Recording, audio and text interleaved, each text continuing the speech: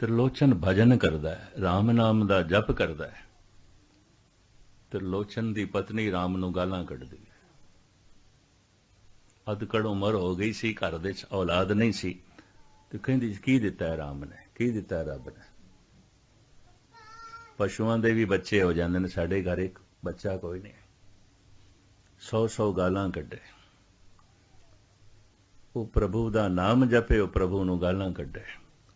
ये त्रिलोचन दा शब्द है, नारायण निंदस काहे भूली गवारी। ऐ गवार स्त्री ये की कर रही है, क्यों निंदा कर रही है?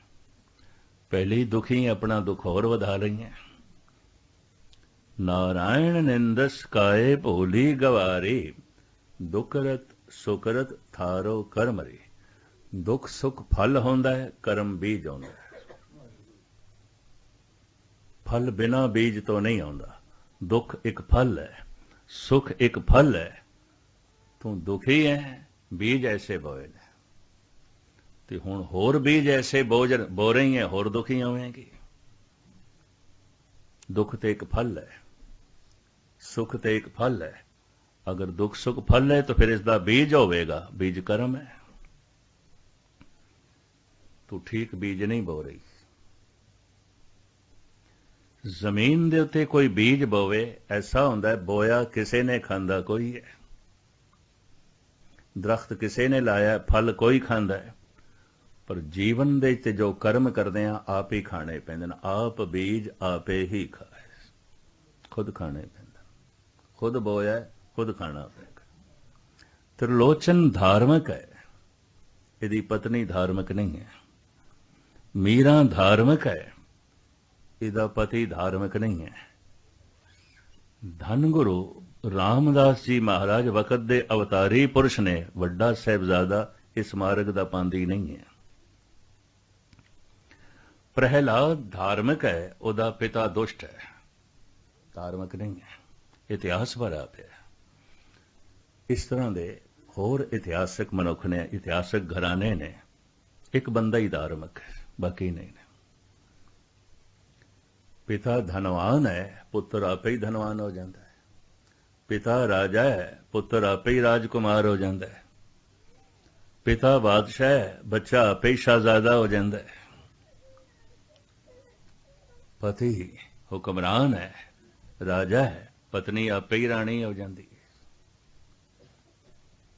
पति धनवान है, पत्नी आपे धनवान हो गई, या पत्नी धनवान है, पति आपे ही धनवान हो गया। पति दा धन पत्नी दा है, पत्नी दा धन पति दा है। पिता अपने धन की वसीयत पुत्रां दे नां कर सकदा है, पोतरियां दे नां कर सकदा है। पति दा धन पत्नी दा है, लेकिन धर्म इहदी वसीयत नहीं हो सकती, निजी है। घर दे 10 मनुख होवन, हो सकदा कोई एक धार्मिक होवे, बाकी नहीं है। संसार दा इतिहास इसे नाल भरिया पिया। यही कारण है रोज रोज सारी दुनिया दे धन वधदा जा रहा है, धर्म घटदा जा रहा है। बैलेंस बिगड़ गया मनुखी समाज का, संतुलन खो गया। संतुलन ते तां बनना से धन भी वधे, धर्म भी वधे।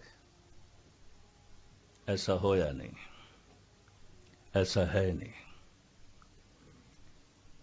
धन बहुतात दे च वध रहा है, धर्म ते किधरे किधरे किधरे एक कद कर दे। और ये निजी दौलत है, जपदे ही प्राप्त होंदी है, उंज नहीं। जिहड़ा जपदा उसनों, ते जप के जिसनों प्राप्त होया, किसी दे हथ भी नहीं पकड़ा सकदा भी ऐ लै मैं तेनों नाम देना। नाम कोई गाजर मूली नहीं है दे देना। नाम जपण दी प्रेरणा देंदे हैं संत लोग।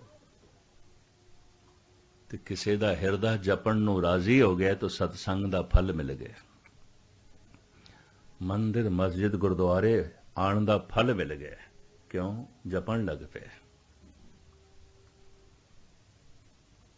धन गुरु नानक देव जी महाराज दी पहली बाणी जप और सतगुरु दा संदेश उपदेश, जपो त एको नामा अवर निराफल कामा। जप किवें करिए? रसना नाम जपो तब मथिए, इन बिद अमृत पाओ। रसना नाल जपना, किन्ना क जपना है, गिणती मिणती नहीं रखनी, मैं इन्ने 100 दफा माला फेरी ते यह कीता ते ओह कीता। ये तो एक दो जीव बहु लख होवे लखवीस। एक जबान दो हो जान दो, 20 हो जान 20, लख हो जान लख, 20 लख हो जान। एक एक रसना नाल लखां लखां वारी वाहिगुरु वाहिगुरु वाहिगुरु उचारण करिए। ਇਹ ਤਰਾਪਤ ਪੌੜੀਆਂ ਇਹੀ परमात्मा ਦੇ घर ਦੀਆਂ ਪੌੜੀਆਂ ਨੇ। ਇਹੀ ਪੌੜੀਆਂ ਨੇ। ਚੜੀਏ ਹੋਏ ਇਕੀਸ, ਚੜ ਕੇ ਮਨੁੱਖ ਇੱਕ ਈਸ਼ਵਰ ਦਾ ਰੂਪ ਹੋ ਜਾਂਦਾ। ਇਹੀ ਪੌੜੀਆਂ ਨੇ। ਪਰ ਹੁਣ ਪ੍ਰਸ਼ਨ ਪੈਦਾ ਹੁੰਦਾ ਹੈ, ਜਪੀਏ ਵਾਹਿਗੁਰੂ ਵਾਹਿਗੁਰੂ, ਧਿਆਨ ਕਿੱਥੇ ਰੱਖੀਏ? ਬਦਕਿਸਮਤੀ ਹੈ। ਅਕਸਰ ਇਹ ਸਿਲਸਿਲਾ ਉਹ ਲੋਕ ਦੱਸਦੇ ਨੇ ਜਿਨ੍ਹਾਂ ਦਾ ਸਵੈਮ ਇਸ ਬਾਰੇ ਕੋਈ ਅਨੁਭਵ ਨਹੀਂ ਹੁੰਦਾ। ਕਹਿੰਦੇ ਤਸਵੀਰ ਦੇ 'ਚ ਧਿਆਨ ਜੋੜੋ, ਮੂਰਤੀ ਦੇ 'ਚ ਧਿਆਨ ਜੋੜੋ, ਇੱਥੇ ਧਿਆਨ ਜੋੜੋ। ਗੁਰੂ ਗ੍ਰੰਥ ਸਾਹਿਬ ਵਿੱਚ ਮੈਨੂੰ ਇੱਕ ਸ਼ਬਦ ਵੀ ਐਸਾ ਨਹੀਂ ਮਿਲਿਆ ਜਿੱਥੇ ਸਤਿਗੁਰ ਨੇ ਕਿਹਾ ਵੇ ਇੰਜ ਕਰੋ, ਐਸਾ ਕਰੋ। ਬੇਸ਼ਤਰ ਸੰਤ ਐਸਾ ਕਹਿੰਦੇ ਨੇ। अगर मूर्ति ध्यान जोड़ना है, ध्यान बाहर गया। तस्वीर दे ध्यान जोड़ना है, ध्यान बाहर गया। मथे ते ध्यान जोड़ना है, ध्यान बाहर गया। ध्यान ते अंतर्मुखी करना है। तो ध्यान नू अंदर करिए, इहदे वास्ते कोई साधन वसीला। साहिब कहते ने धुन में ध्यान, ध्यान में जानिया, गुरमुख अकथ कहानी। धुन दे ध्यान जोड़ने, वो धुन वाहिगुरु ये धुन है ना, ਇਹਦੇ 'ਚ ਧਿਆਨ ਜੋੜਨਾ ਹੈ। ਤੇ ਧੁਨ ਦਾ ਤੇ ਕੋਈ ਨਾ ਰੰਗ ਨਾ ਰੂਪ, ਆਵਾਜ਼ ਦਾ ਤੇ ਕੋਈ ਰੰਗ ਰੂਪ ਨਹੀਂ, ਕੋਈ ਚੱਕਰ ਚੈਨ ਨਹੀਂ ਹੈ। ਤੁਹਾਡੇ ਵਿੱਚ ਜਿਹੜੇ ਕੋਈ ਇਸ ਮਾਰਗ ਦੇ ਪਾਂਦੀ ਹੋਣਗੇ, ਥੋੜਾ ਬਹੁਤ ਕਰਦੇ ਹੋਣਗੇ, ਸ਼ਾਇਦ ਉਹਨਾਂ ਦੇ ਪੱਲੇ ਕੁਝ ਪਵੇ। ਬਾਕੀਆਂ ਲਈ ਇਹ ਸਿਲ ਅਲੋਣੀ ਚਟਣੀ ਹੈ। धुन में ध्यान, एकाग्रता बख्शनी। धुन में ध्यान, ध्यान में जानिया, गुरमुख अकथ कहानी। धुन दे च ध्यान जोड़ना है, शब्द दे च सुरत जोड़नी है। तो धुन का ना कोई रंग ना कोई रूप, किस तरह ध्यान जोड़िए? धुन का ना कोई आकार ना कोई चक्र चैन, धुन दे च किस तरह ध्यान जोड़िए? ਸਾਹਿਬ ਕਹਿੰਦੇ ਧੁਨ ਨੂੰ ਸੁਣੋ, ਤੇ ਸੁਣ ਤਾਂ ਹੀ ਸਕੇਗਾ ਮਨੁੱਖ ਜੇ ਧਿਆਨ ਹੈ, ਨਹੀਂ ਤੇ ਨਹੀਂ ਸੁਣ ਸਕੇਗਾ। ਇੱਕ ਮਨੁੱਖ ਉੱਚੀ ਉੱਚੀ ਬੋਲ ਰਿਹਾ ਹੁੰਦਾ ਹੈ, ਦੂਜਾ ਸੁਣ ਰਿਹਾ ਹੁੰਦਾ ਹੈ। ਤੇ ਸੁਣਨ ਵਾਲਾ ਅਚਨਚੇਤ ਕਹਿ ਦਿੰਦਾ, ਮਿੱਤਰਾ ਇਹ ਗੱਲ ਫਿਰ ਆਖ ਮੈਂ ਨਹੀਂ ਸੁਣੀ। ਬਈ ਤੂੰ ਕਿਉਂ ਨਹੀਂ ਸੁਣੀ? ਕਹਿੰਦਾ ਮੇਰਾ ਧਿਆਨ ਕਿਸੇ ਹੋਰ ਪਾਸੇ ਚਲਾ ਗਿਆ। ਤੂੰ ਸੁਣਨਾ ਤੇ ਧਿਆਨ ਨੇ, ਔਰ ਕਿਸਨੇ ਸੁਣਨਾ? ध्यान नहीं है, कोई वाहिगुरु वाहिगुरु जप रहा है, नहीं सुनाई देगा, एवं जबान पे बोल दी। बाणी पढ़ रहा है, अगर उस विच ध्यान नहीं तो संबंध नहीं जुड़ेगा। भोजन दी बुरकी मूंह दे राही अंदर जाएगी, पच के खून बनेगी, मिंज बनेगी, मांस बनेगी। गुरु दा मंत्र शब्द ਕੰਨਾਂ ਦੇ ਰਾਹੀਂ ਅੰਦਰ ਪ੍ਰਵੇਸ਼ ਕਰੇਗਾ, ਸਮਾਧੀ ਬਣੇਗਾ, ਆਨੰਦ ਬਣੇਗਾ, ਮਹਾਰਸ ਬਣੇਗਾ। ਸ਼ਬਦ ਮੂੰਹ ਦੇ ਰਾਹੀਂ ਅੰਦਰ ਨਹੀਂ ਜਾਏਗਾ, ਮੂੰਹ ਦੇ ਰਾਹੀਂ ਬਾਹਰ ਪ੍ਰਗਟ ਹੋਵੇਗਾ, ਕੰਨਾਂ ਰਾਹੀਂ ਅੰਦਰ ਪ੍ਰਵੇਸ਼ ਕਰੇਗਾ। ਸਰਵਨਨ ਗੋਬਿੰਦ ਗੁਣ ਸੁਣੋ, ਅਰ ਗਾਓ ਰਸਨਾ ਗੀਤ। ਗੁਰੂ ਤੇਗ ਬਹਾਦਰ ਸਾਹਿਬ ਜੀ। ਜ਼ਬਾਨ ਨਾਲ ਉਚਾਰਨ ਕਰੋ, ਕੰਨ ਨਾਲ ਸੁਣੋ। ਗਾਵੀਏ ਸੁਣੀਏ, मन रखिए भाव। हुण मैं अर्ज करा, ये इतना औखा काम है, इतना औखा काम है, सतगुरु नूं कहना पे आखण औखा साचा ना औखा है। ये कथा करनी, कीर्तन करना, पाठ कर लेना, या ध्यान तो बिना वाहिगुरु वाहिगुरु घंटा 2 घंटा कर लेना, इतना औखा नहीं।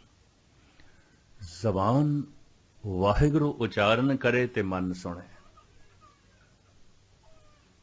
ये कम औखा है। गावीए सुनिए, जी मैं सुनिया ही नहीं तो शब्द अंदर गया ही नहीं, ਜੇ ਜਦੋਂ ਅੰਦਰ ਗਿਆ ਹੀ ਨਹੀਂ ਤੇ ਅੰਦਰ ਦੀ ਦੁਨੀਆ ਬਦਲਣੀ ਨਹੀਂ।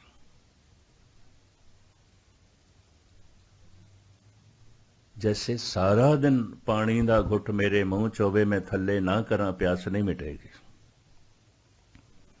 सारा दिन भोजन दी बुरकी मेरे मुंह च मैं थल्ले ना करा भुख नहीं मिटेगी। सारा दिन मैं वाहिगुरु वाहिगुरु जपदा रहां कख भी कुछ तब्दीली नहीं होनी, कुछ भी नहीं होना। 18 घंटे पाठ करन वाले मैं पाठी देखे ने दिल्ली दे च, अमृतसर दे च, पटना साहिब दे च, हजूर साहिब दे। एक पाठ तो उठे दूजे ते, दूजे तो उठे तीजे थे। 18 घंटे पाठ 24 घंटे कर रहे हैं, बेचैन परेशान दुखी। लोभ हंकार वासना झूठ फरेब कोई तब्दीली नहीं, कोई अंदर दी दुनिया बदली नहीं। अंदर दी दुनिया ते तां बले कोई पंक्ति अंदर जाए, अंदर जाएगी तो जरूर बदली होवेगी। किनका एक जिस जी बसावे ताकि महिमा गनी ना आवे। जपना जबान उचारण करे ते मन सुने। हुण एक बुनियादी नुकता मैं थोड़े सामने रख दें, फिर खुलासा। जद मन दे च फुरना पैदा हुंदा है ना बोलण दा, पवन नाभि नाल टकरांदी है। नाफ नाभि इत्थों फिर आवाज उठती है, धुन उठती है। इस वास्ते सारे भारत विच नाभि नूं धुनी कहंदे ने। धुनी धुनी तो मुराद जिथों धुन उठती है, आवाज उठती है। बुनियादी नुकता आप जी दे सामने रख रहे हैं, ध्यान नाल सुनना। नाभि नूं धुनी क्यों कह दिता? धुन इत्थों ही उठती है। पवन टकरांदी है नाभि नाल, नाभि थोड़ी खुलदी है, जिवें शहनाई मुरली है, संख है, फनीरी है, नरसिंघा है। ये फूक देण नाल वजदे ने, आवाज कढ़दे ने। नाभि बिल्कुल इंज कह लो संख दी तरह है, फनीरी दी तरह है, नरसिंघे दी तरह है। पवन टकरांदी है, उत्थों बाणी आवाज निकलती है। देही माटी बोले पवन। नाभि मांस दा टुकड़ा मिट्टी, देही माटी। पवन दे टकरांदियां आवाज निकलदी है, बोले पवन। देही माटी बोले पवन। जैसे मन दे फुरना हुंदा कुछ भी बोलण दा, पवन नाभि नाल टकरांदी है। नाभि थोड़ी जिहां खुलदी है, इत्थों आवाज उठदी है, उहनूं परा कहंदे ने। सिर्फ धुन उठी है, वो फिर उठ के धुन हिरदे तक पहुंचदी है, इहनूं पसंती कहंदे ने। इत्थे अखर बनदे ने, आवाज नूं अक्षर मिलदे ने। एक कम बहुत छेती चाहुंदा है, तेजी चाहुंदा है। हिरदे तो उठ के ये धुन कंठ तक पहुंचती है, इनू मधमा कहते हैं। पूरा वाक बन जाता है, जबान बयान कर देंदी है, इनू बैखरी कहते हैं। परा पसंती मधमा बैखरी।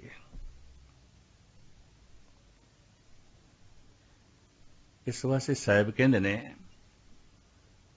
ये जो जी होए सो उगवे मौका के आवाओ। जिहड़ा बंदा इंज कह देंदा भी मित्रा बुरा ना मनाई, एवें मेरे मुंहों निकल गया, मेरे अंदर नहीं सी। गुरु नानक कहंदे अंदर नहीं सी तो मुंहों निकल भी नहीं सकता। उठदी ते धुन नाभि तो है, हिरदे तक पहुंचती है, कंठ तक पहुंचती है, जबान बयान कर दी है। परा पसंती मधमा बैखरी। जद भी बोलन दा मन दे फुरना हुंदा, कुछ भी बोलीए, पवन नाभि नाल टकरांदी है। नाभि थोड़ी जिहां खुलदी है, आवाज उठदी है, जिवें शहनाई फूकण नाल वजदी है। हिरदे तक पहुंच के अक्षर मिलते हैं, कंठ तक पहुंच के पूरा वाक बन जाता है, जबान बयान कर देंदी। हुण जबान ने जिहड़ी धुन बाहर प्रगट की है, इनू सुनना है, इसे ही धुन नू वापस ले जाना है धुनी तक, ताकि नाभि पूरी खुले। ਹੁਣ ਇਹ ਜਿਹੜੀ ਧੁਨ ਬਾਹਰ ਪ੍ਰਗਟ ਹੋਈ ਹੈ, ਇਹਨੂੰ ਅੰਦਰ ਲੈ ਜਾਈਏ तो ਕੰਨਾਂ ਦੇ ਰਾਹੀਂ ਅੰਦਰ ਜਾਏਗੀ। गाविए सुनिए मन रखिए भाव। ये इतना औखा काम है, करके देखना नहीं कर सकोगे। इसे नु मेरे पातशाह ने कहा आखण औखा साचा ना। बाकी जिहड़ा काम आउंदा है ते बच्चे भी कर सकते हैं। लोगन राम खिलौना जाना, खिडौणियां दी खेड है, ठीक है, खिडौणियां दी खेड भी चाहिए बच्चे नूं, पर कोई सारी जिंदगी बच्चा रह जाए, बोना रह जाए, शरीर का विकास ही ना हो, ठीक है, शरा भी चाहिए, कर्म कांड भी चाहिए, पर सारी जिंदगी कर्म कांड च ही फसिया होया है। ये तो बोना रह गया, ये तो उच्चा नहीं उठिया। धार्मिक जगत दे तुसीं देखोगे कोई एक कद उच्चा उठता है, सारी जिंदगी लोगों की कर्म कांड च ही रह जाती,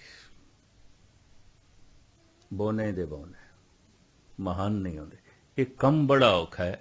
जबान ने जिस धुन नूं बाहर प्रगट किया है, हुण इस धुन नूं अंदर ले जाना है, इसे ही धुन दे ध्यान जोड़ना है, सुनना है। धुन में ध्यान, ध्यान में जानिया गुरमुख अकथ कहानी। वाहिगुरु वाहिगुरु जो रसना उच्चारण कर रही है, इनू मन सुने। अगर ये धुने वापस कंठ तक आ गई है, ऐसे मनुख दी जबान नूं वाहिगुरु आखदियां रस आण लग पेगा। ऐसे मनुख बारे गुरबाणी कहंदी है, परमात्मा भावें हिरदे च नहीं वसिया, पर इहदी रसना ते वस गए। प्रभ जी बसे साध की रसना, नानक जन का दासन दसना।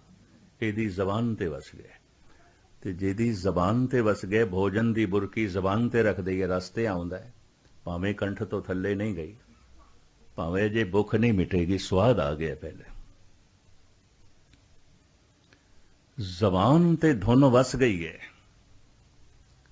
कंठ तक गहरी चली गई है, इनू इंज कहंदे ने इहदी रसना ते प्रभु वस गया। क्यों? ये वाहिगुरु आखदा है, आखदे इसनू रस मिलन लग पिया। ये बाणी हुण पढ़दा नहीं, जपदा है। बाणी जपना की है? जबान उच्चारण करे, मन सुने। पढ़न का लाभ है, बाणी कंठ हो सकती है, अर्थ बोध का पता चल सकता है किहड़े पातशाह की बाणी है, लेकिन पढ़न लग्या ध्यान बाहर होवेगा, बाणी अंदर नहीं जाएगी। इस वास्ते सारी जिंदगी पढ़न वाले भी किसी हद तक उत्थे दे उत्थे ही रहिंदे ने, परिवर्तन नहीं आउंदा, तब्दीली नहीं आउंदी। सुनना है, जबान बाणी उच्चारण कर रही है गुरु दी, मन सुन रहा है, ये बाणी जपी जा रही है। जप मन मेरे गोबिंद की बाणी, साधु जन राम रसन बखानी। बाणी दा जप भी सिमरन, इस लंबे चौड़े चक्कर च ना पै जाना। अगर बाणी जपी जा रही है, ये सिमरन है, तो जपना की है? जबान उच्चारण करे, मन सुने।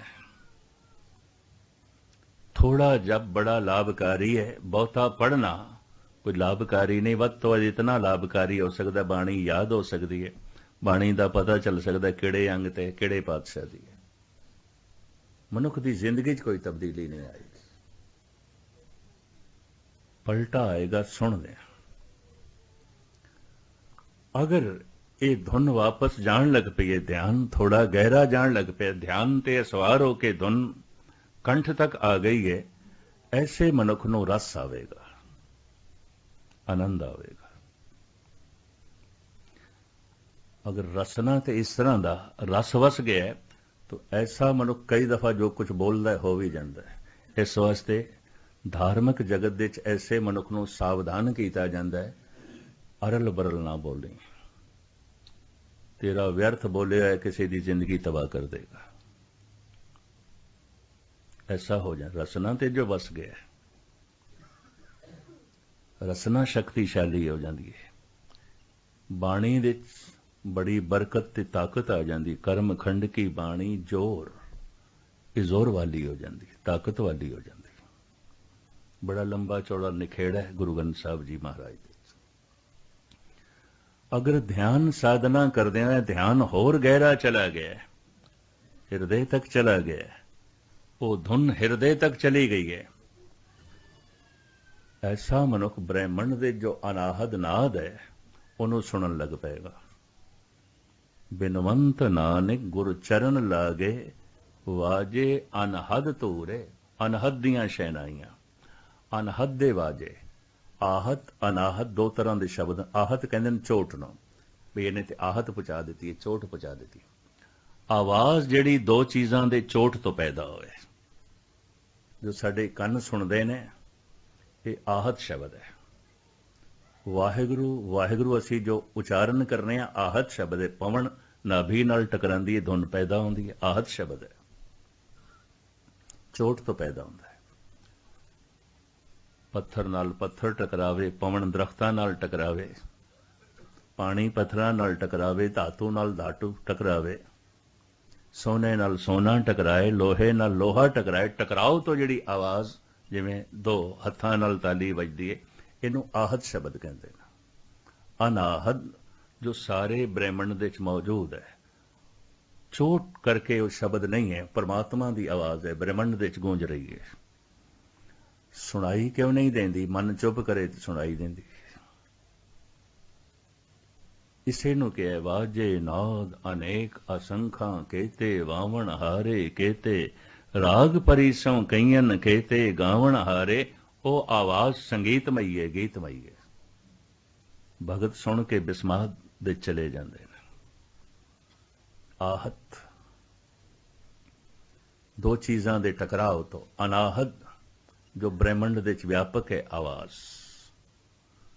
ਦੂਰ ਕਿਉਂ ਜਾਓ, ਸਹਿਜੇ ਸਹਿਜੇ ਨੇੜੇ ਆ ਰਹੀ ਹੈ। ਉਹ ਕਹਿ ਰਹੇ ਨੇ ਸਾਰਾ ਬ੍ਰਹਿਮੰਡ ਆਵਾਜ਼ ਤੋਂ ਪੈਦਾ ਹੋਇਆ, ਧੁਨ ਤੋਂ ਪੈਦਾ ਹੋਇਆ, ਧਮਾਕੇ ਤੋਂ ਪੈਦਾ ਹੋਇਆ। ਕਿਸੇ ਵਕਤ ਫਿਰ ਇਸ ਦਾ ਜ਼ਿਕਰ ਕਰਾਂਗੇ। ਉਹ ਮੰਨਣ ਲੱਗ ਪਏ ਨੇ। ਉਤਪਤ ਪਰਲੇ ਸ਼ਬਦੇ ਹੋਵੇ, ਗੁਰਬਾਣੀ ਤੇ ਕਹਿ ਰਹੀ ਹੈ।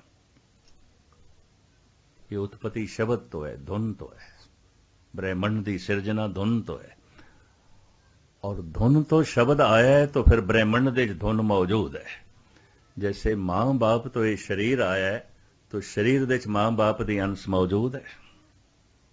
महाराज कहते ने पुरख में नार, नार में पुरखा, बूझो ब्रह्म ज्ञानी। रामकली मल्ला पहला। पुरुष दे अंदर स्त्री है, स्त्री दे अंदर पुरुष है। मां बाप तो शरीर आया, दोवां दी अंश शरीर दे मौजूद है। पुरुष इस वास्ते पुरुष है, पिता दी अंश ज्यादा है, मां दी घट है। स्त्री इस वास्ते स्त्री है, मां दी अंश ज्यादा है, पिता दी घट है। मात्रा दा भेद, इहनूं कहंदे ने मात्रा दा भेद। ये मात्रा कई दफा प्राकृतिक नियम के मुताबिक घट वध जाती है। बेशतर पुरुष स्त्री होंदे देखे गए ने, स्त्री पुरुष होंदी देखी गई है। चक्कर चेन बदलते देखे गए। और ऐसे घर हम बहुत बसाए जब हम राम गर्भ होया है। कबीर कहते ने इस तरह के घर में कई वसाए ने। कईयां दा प्यो बनया, कईयां दा पुत्र बनया, कईयां दा पति बनया, कईयां दी पत्नी बनया। हैरानगी होवेगी ये की आख रहे ने। एक दूजे दी विपरीत कशिश दे स्त्री पुरुष जीवदे ने। पुरुष दे अंदर पुरुष दी कशिश नहीं आउंदी, स्त्री दी आउंदी है। स्त्री दे अंदर स्त्री दी कशिश नहीं आउंदी, पुरुष दी आउंदी है। ये पुरुष चाहे पिता है, भरा है, पति है, चाहे पुत्र है। नारी दे अंदर कशिश पुरुष दी आउंदी है, पुरुष दे अंदर कशिश नारी दी आउंदी है। नारी चाहे मां है, पत्नी है, भैन है या लड़की है, धी है। बाल कन्या को जैसे बाप प्यारा, भाई को अत भाई। गुरु नानक देव जी महाराज कहते ना, मासूम कन्या नूं पिता चंगा लगता है, प्यो चंगा लगता है। विपरीत दी कशिश वो मां की तरफ इतनी नहीं लपकती, प्यो की तरफ लपकती है। बाल कन्या को जैसे बाप प्यारा, भाई को अत भाई। खैर मुख्तसर में अर्ज करा, विपरीत दी कशिश है। खिच विपरीत दी है। और विपरीत दी जे कशिश है तो धार्मिक ज्ञान कहता है पुरुष मर के अक्सर अगला जो जन्म प्राप्त करेगा नारी का, नारी मर के अगला जन्म पुरुष का प्राप्त करेगी। अगर कोई पुरुष सही ढंग नाल जीवे है, ढंग नाल जीवे है, बिरध होंदे होंदे उंज नारी जैसा हो जाता है। ਉਹਦੇ ਸੁਭਾਅ ਵਿੱਚ ਕੋਮਲਤਾ ਆ ਜਾਂਦੀ ਹੈ, ਬਰਦਾਸ਼ਤ ਦਾ ਮਾਦਾ ਆ ਜਾਂਦਾ ਹੈ।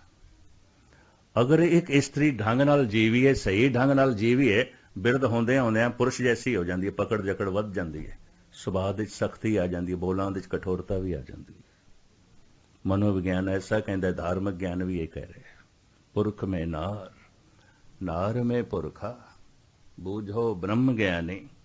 ਮਾਂ ਬਾਪ ਤੋਂ ਸਰੀਰ ਆਇਆ, ਦੋਹਾਂ ਦੀ ਅੰਸ਼ ਮੌਜੂਦ ਹੈ। ਆਵਾਜ਼ ਤੋਂ, ਸ਼ਬਦ ਤੋਂ ਇਹ ਸਾਰਾ ਬ੍ਰਹਿਮੰਡ ਆਇਆ ਹੈ, ਬ੍ਰਹਿਮੰਡ ਦੇ ਸ਼ਬਦ ਮੌਜੂਦ ਹੈ, ਵਿਆਪਕ ਹੈ। ਉਹ ਸ਼ਬਦ ਅਨਾਹਦ ਹੈ, ਚੋਟ ਨਾਲ ਨਹੀਂ ਹੈ, ਵਿਆਪਕ ਹੈ ਬ੍ਰਹਿਮੰਡ ਦੇ ਵਿੱਚ। ਉਹ ਸੰਗੀਤਮਈ ਹੈ, ਗੀਤਮਈ ਹੈ। ਧਿਆਨ ਹਿਰਦੇ ਤੱਕ ਪਹੁੰਚਦੇ ਹਾਂ, ਵਾਹਿਗੁਰੂ ਦੀ ਧੁਨ ਹਿਰਦੇ ਤੱਕ ਪਹੁੰਚਦੇ ਹਾਂ, ਮਨੁੱਖ ਇਸ ਅਨਾਹਦ ਨਾਦ ਨੂੰ ਸੁਣਦਾ ਹੈ। ਵਾਜੇ ਨਾਦ ਅਨੇਕ ਅਨਸੰਖਾਂ, ਇਸੇ ਨੂੰ ਅਨਹਦ ਵਾਜਾ ਕੇ, ਚੇਤ ਅਚੇਤ ਮੂੜ ਮਨ ਮੇਰੇ, ਬਾਜੇ ਅਨਹਦ ਬਾਜਾ, ਭਗਤ ਕਬੀਰ। ਹਰ ਦੂਜੇ ਤੀਜੇ ਸ਼ਬਦ ਵਿੱਚ ਅਨਾਹਦ ਨਾਦ ਦਾ ਜ਼ਿਕਰ ਹੈ। ਬਿਨਵੰਤ ਨਾਨਕ ਗੁਰ ਚਰਨ ਲਾਗੇ, ਵਾਜੇ ਅਨਹਦ ਤੂਰ ਹੈ, ਅਨਾਹਦ ਦੇ ਵਾਜੇ, ਅਨਹਦ ਦੇ ਵਾਜੇ। ਲੇਕਿਨ ਅਜੇ ਜਪ ਜਾਰੀ ਹੈ, ਵਾਹਿਗੁਰੂ ਉਚਾਰਨ ਹੋ ਰਿਹਾ ਹੈ, ਇਹਨੂੰ ਸੁਣ ਰਿਹਾ ਹੈ। ਸੁਣਨਾ ਇਤਨਾ ਗਹਿਰਾ ਹੈ ਕਿ ਆਵਾਜ਼ ਉਹ ਧੁਨ ਹਿਰਦੇ ਤੱਕ ਚਲੀ ਗਈ ਹੈ। ਪ੍ਰੇਮ ਦਾ ਜਗਤ, ਭਾਵਨਾ ਦਾ ਜਗਤ, ਔਰ ਐਸਾ ਮਨੁੱਖ ਅਨਾਹਦ ਨਾਦ ਸੁਣਦਾ ਹੈ। ਲੇਕਿਨ ਇਹ ਧੁਨ ਧੁਨੀ ਤੱਕ ਜਾਵੇ, ਜਿਸ ਨਾਭੀ ਤੋਂ ਧੁਨ ਉੱਠੀ ਸੀ, ਨਾਭੀ ਨੂੰ ਧੁਨੀ ਕਹਿੰਦੇ ਨੇ। ਆਵਾਜ਼ ਉੱਥੋਂ ਉੱਠਦੀ ਹੈ, ਹਿਰਦੇ ਤੱਕ ਪਹੁੰਚਦੀ ਹੈ, ਕੰਠ ਤੱਕ ਪਹੁੰਚਦੀ ਹੈ, ਜ਼ਬਾਨ ਬਿਆਨ ਕਰ ਦਿੰਦੀ ਹੈ। ਇਹੀ ਧੁਨੀ ਵਾਪਸ ਜਾ ਕੇ ਧੁਨੀ ਨਾਲ ਟਕਰਾਵੇ, ਹੋਰ ਗਹਿਰੀ ਚਲੀ ਗਈ ਹੈ। ਇਹ ਧੁਨ ਨਾਭੀ ਨਾਲ ਟਕਰਾਈ ਹੈ, ਨਾਭੀ ਪੂਰੀ ਖੁੱਲ ਜਾਂਦੀ ਹੈ, ਜ਼ਬਾਨ ਬੰਦ ਹੋ ਜਾਂਦੀ ਹੈ, ਜ਼ਬਾਨ ਵਾਹਿਗੁਰੂ ਵਾਹਿਗੁਰੂ ਨਹੀਂ ਕਰੇਗੀ। ਹੁਣ ਇੱਕ ਸ਼ਬਦ ਮੇਰੇ ਪ੍ਰਾਣ ਬਸਤ ਹੈ, ਬਹੁੜ ਜਨਮ ਨਾ। ਐਸਾ ਮਨੁੱਖ ਸਮਾਧੀ ਲੀਨ ਹੋ ਜਾਂਦਾ ਹੈ। ਐਸੇ ਮਨੁੱਖ ਨੂੰ ਕਹਿੰਦੇ ਨੇ ਕਪਾਟ ਖੁੱਲ ਗਏ, ਨਾਭੀ ਖੁੱਲ ਗਈ। ਆਜ ਕਾਲ ਖੁੱਲੇ ਤੇਰੀ ਗਾਂਠੜੀ। ਇਹ ਗੰਢ, ਇਹ ਨਾਭੀ ਦੋ ਘਟਨਾਵਾਂ ਨਾਲ ਖੁੱਲਦੀ ਹੈ। ਇੱਕ ਅੰਤਿਮ ਸਮੇਂ, ਮੌਤ ਦੇ ਸਮੇਂ ਖੁੱਲਦੀ ਹੈ। ਆਖਰੀ ਪ੍ਰਾਣ ਜਦ ਨਿਕਲਦਾ ਹੈ, ਆਖਰੀ ਪ੍ਰਾਣ ਆਯੁਰਵੇਦ ਆਚਾਰੀਆ ਤੇ ਧਰਮ ਗ੍ਰੰਥ ਨਾਭੀ ਦੇ ਚ ਮੰਨਦੇ ਨੇ।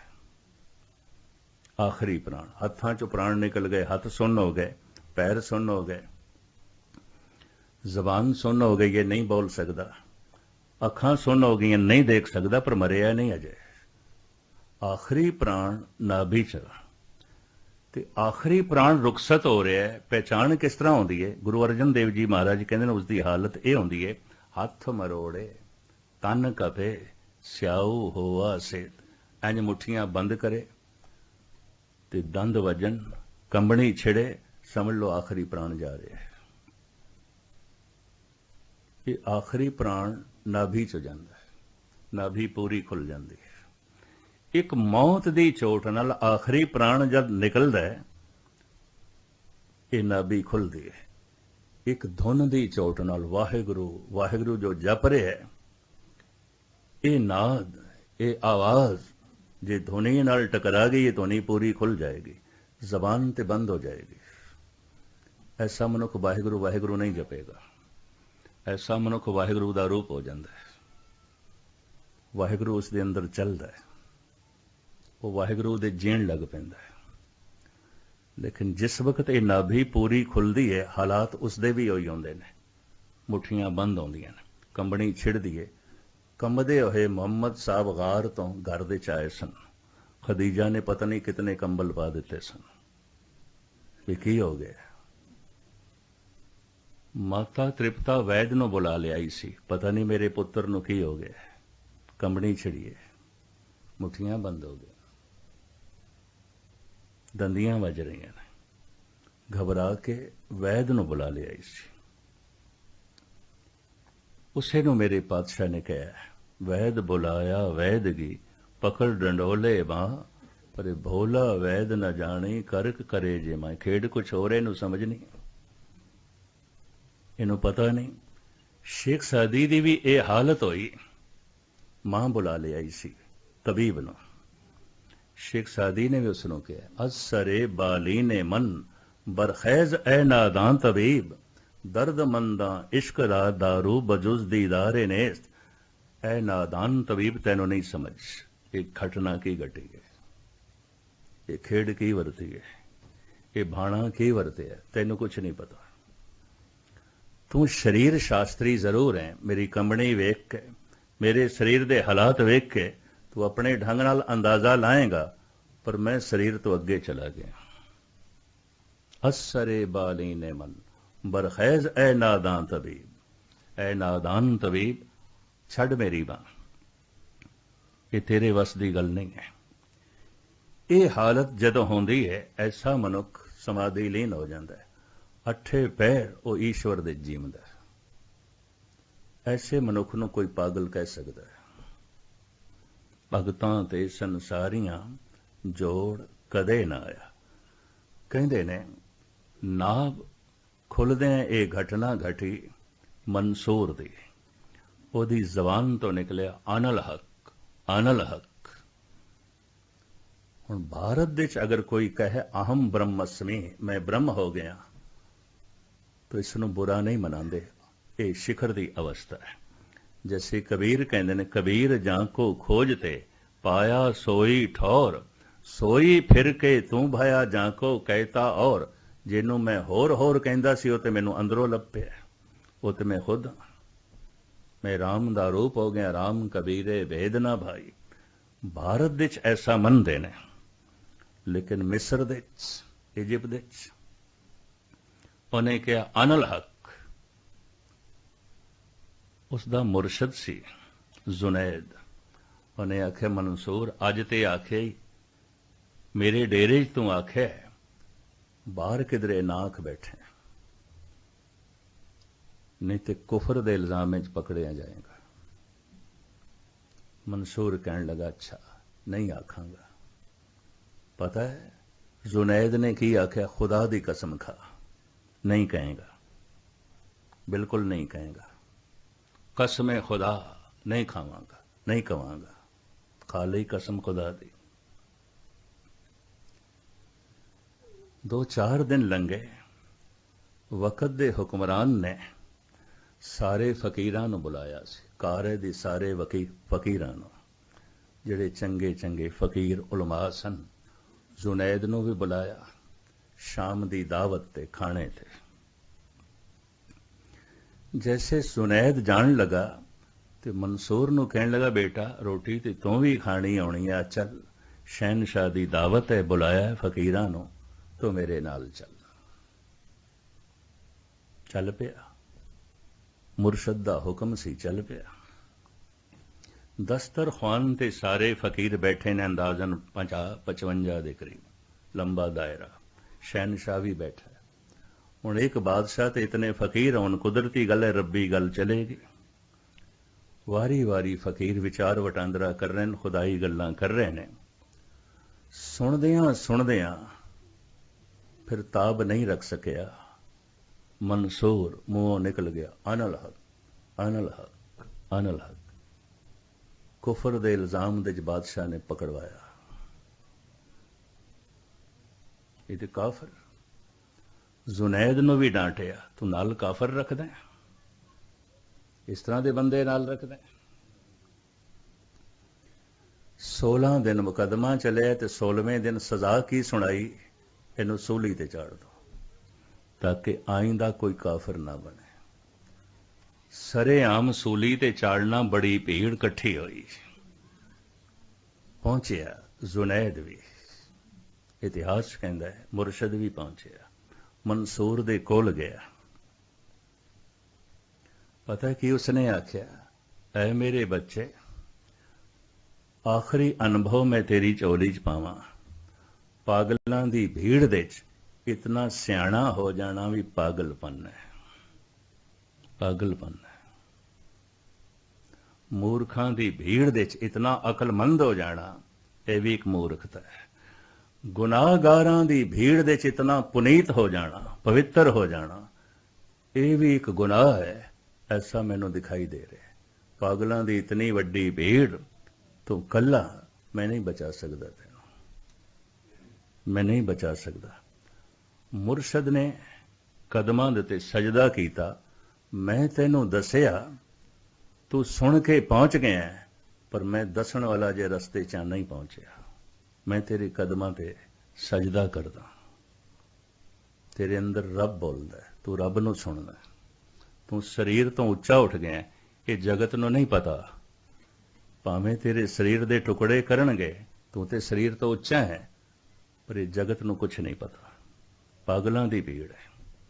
मुख्तसर में अर्ज करा, अनल हक, उसने ऐसी आवाज सुनी, अहम ब्रह्मस्मि, कोई इस तरह सुनते हैं। गुरु अर्जन देव जी महाराज कहते हैं, एक शब्द मेरे प्राण बसत हैं, सुन रहे हैं, प्राणा चल रहे हैं। बहुड़ जन्म नाम, ये आवाज परमात्मा की आती है, व्यापक है। ध्यान किथे जोड़ना है, मैं फिर दोहरावां ते समाप्ति करा। धुन में ध्यान, ध्यान में जाने, धुन दे च ध्यान जोड़ना है। वाहिगुरु वाहिगुरु उच्चारण करना है, ये ध्यान जोड़ना है। कठिनाई की है, ध्यान क्यों नहीं जुड़ता, कारण की ने, एक कारण मैं थोड़े सामने कल रखने ने, क्योंकि समा हो गया। इस रस्ते की सारी जानकारी थानू होनी चाहिए। तो मेरा कोई ऐसा दावा नहीं कि मेरी ये अवस्था मैं स्टडी की थी, मैं पढ़े, मैं थानू एक पाठी की तरह सुना रहा। खेड ये है, असलियत ये है। और ये इतना औखा कम है, इतना औखा कम है, 10,000 सतसंगी उन किधर एक कद नूं समझ पैंदी है, तो जब समझ भी पै जाए, तो फिर जदों करदा है, तो उन्होंने असली औखियाई का उस दिन पता चलता है। ये तो औखण औखा, सच्चा ने तो बड़ा औखा काम है। असीं तो इवें बच्चों की खेड समझी। रूहे जमीन दे इतना कोई औखा काम नहीं जितना ध्यान साधना, ध्यान नूं अंदर ले जाना औखा काम है। आखण औखा, सच्चा ना, धुन नूं फिर धुनी तक ले जाना है, कठिन है कम। शब्द नूं अंदर ले जाना, किथे तक ले जाना, जिथों उठे है, नाभि तो उठे है, धुनी तो उठे है, धुनी तक ले जाना। जिन्होंने असी अभ्यासी कहने हैं, भाई ये बड़े अभ्यासी ने, यही करते हैं और की करते हैं। और जे धुनी खुल गई है, नाभि खुल गई है, ऐसे मनुख की तर्ज जिंदगी समाज नाल मेल नहीं खावेगी। समाज पागल कहेगा। बड़े बड़े अवतारी पुरुष संत वक्त सिर ठुकराए गए ने। कबीर नूं पागल कह दिता है।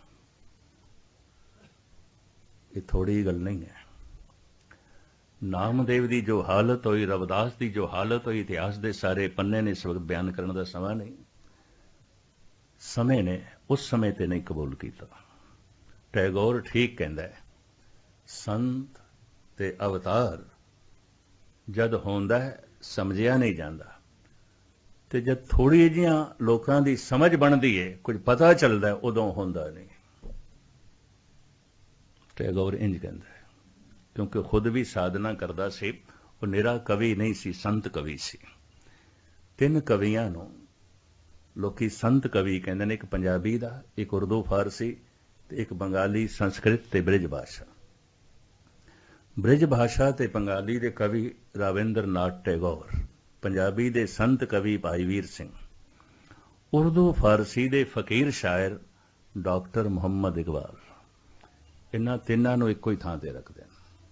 ये संत कवि ने, ये फकीर शायर ने, इन्हां दे बड़ी भारी गहराई है।